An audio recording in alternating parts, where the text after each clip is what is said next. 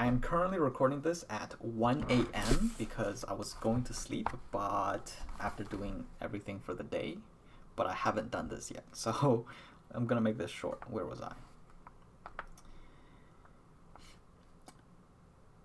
Fear of boredom. Yes, we have a fear of boredom. So we always end up finding something to occupy ourselves. Like we reach for a phone, reach for a wallet, reach for an app, a tab, whatever it is, reflexively. But if we can pause for a moment and then let us have that moment with ourselves, then we can refocus on more important things. But it's so reflexive that it can be very difficult. Okay. Alex said that in order for him to help us, so basically, this is about the space between stimulus and response, right? So when something happens and then it makes you feel frustrated or emotional or whatever, but there's a space between it happening and you feeling frustrated. There is room for you to pause and decide how you want to respond. You have that capacity, you just don't always exercise it. And to exercise it in a better way, Alex's solution is that he says, he pauses and goes, what if this was the 1,000th time that this was happening to me? How would I feel? And by changing the framing, it helps him execute that right of choice. By the way, the original saying is, there's a space between stimulus and response. In that space lies our choice, freedom, and growth, or something like that. Labeling a negative diminishes it, right? So if something negative happens and you make it, if you bring it out into the open, it makes it much smaller. So whether it's a fear, so if you say, I'm afraid to do X because I'm afraid people will view me as or like will judge me or whatever, and then if you label who is it that you're afraid of judging you, then you see the face behind the fear and you go, oh, it's not scary. Or if you have a fear of failure, you go, what would happen if I failed? And you go, wait, that's not scary. And actually the same happens with good ideas. If you have a good idea that you think is good, a lot of the time you're focused on the pros. So if you write it down and you make it not amorphous, like you give it form, then you can start seeing the flaws. If you talk about it with someone, then you can start to see the flaws. Now, that doesn't mean that your ideas aren't good, but it's good to calm down and see if it's actually good and how good it is. And it's a bit similar with like relationships. If you were to calm down and really write down like the pros and cons of someone, then you're probably going to be a bit less impulsive, or probably not, because early like crushes or whatever are very emotional. I don't know how effective that will be, but anyways, if you give things form and clarity and nail it down, then it stops being this emotional amorphous thing that has such a large influence, power, and strength. So, yeah. How they define success versus how they think others define success. Oh, this is fascinating. There was like, I don't even know how true this is, but basically there was a survey, and they asked how the survey participants defined success, and it was like fulfilling, have good relationships, happy with their job, happy with their life, whatever, like the generic stuff, right? It's like makes enough money to not worry about finances, and and things like these. And I think about this was like 92% of them fell in this category. And when they were the same these participants were also asked the second question, which is, how do you think others view success? I think 92% of them, maybe not the same 92%, but surely there's a lot of overlap. 92% of them said, nice car, nice house, nice clothes, etc. So it's well, something that was mentioned, which is interesting, but I'm not gonna go deep in that. I'm just reiterating. Prestige economy, hacking bad tests for success. Oh, these are from Pathless Path. Okay. Prestige economy and hacking bad tests. Right. So basically, he was a honor student, essentially, at first.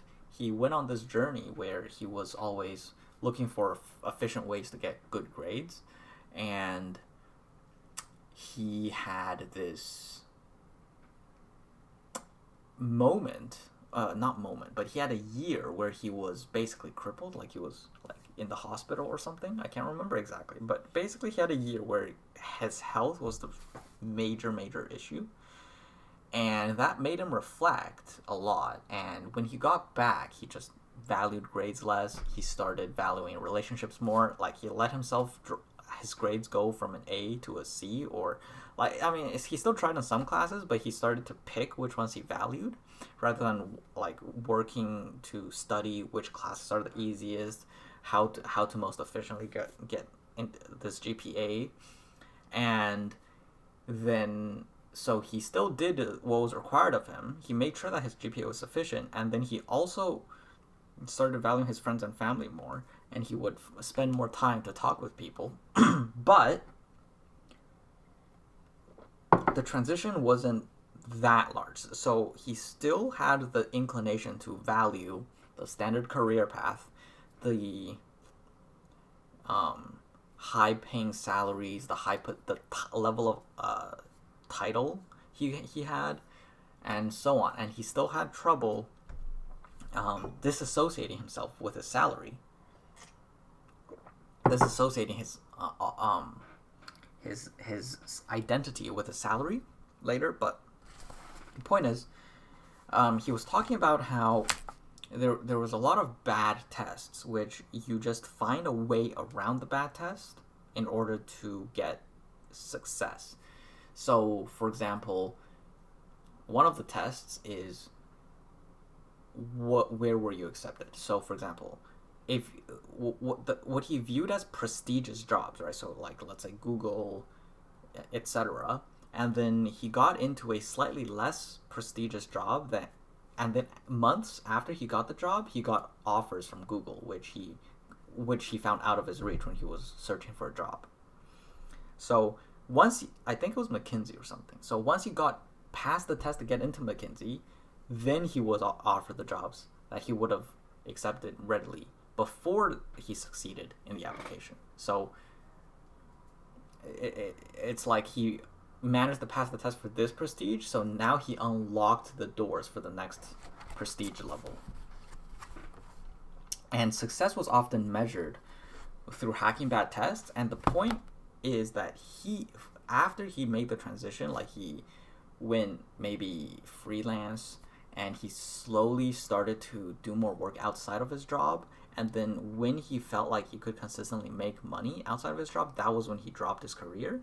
And he likes this version because his success is entirely measured by his ability to generate value for his clients. And it has nothing to do with the bad tests he passed and, like what company he works for, following the criteria, like specific rules. It's all about his ability to deliver results. And he liked that. Because it made him feel better about the results he was bringing, because he felt more connected with, like before, he didn't feel as connected from the action and the result and reward, right, that he brought his clients. And now he, like, all of his focus is on helping his clients get what they want. And that's why he liked the transition. Okay. People gaslight themselves with, I know I should be grateful for this and this and this, but, and etc. So I don't remember the context. But this on its own was sufficient for me to write down. I'll read it one more time. People gaslight themselves with "I know I should be grateful, comma, but." Okay, next. Your path is largely determined by your tribe. Whatever tribe you are part of determines what ladder you climb. Right, so like he was surrounded by people who was focused on this kind of prestige economy, this career ladder where you get good grades, you get into good universities, and then you go for prestigious jobs, and then you climb the ladder by you job hop to more prestigious jobs or more prestigious titles or more prestigious companies. And so that was the ladder that was presented to him. That was the hierarchy. And so he was focused on climbing that hierarchy. And it's actually very interesting because you see these like kind of gamers who surround themselves with a tribe of gamers, and so the hierarchy they see is the ladder in their games, I guess.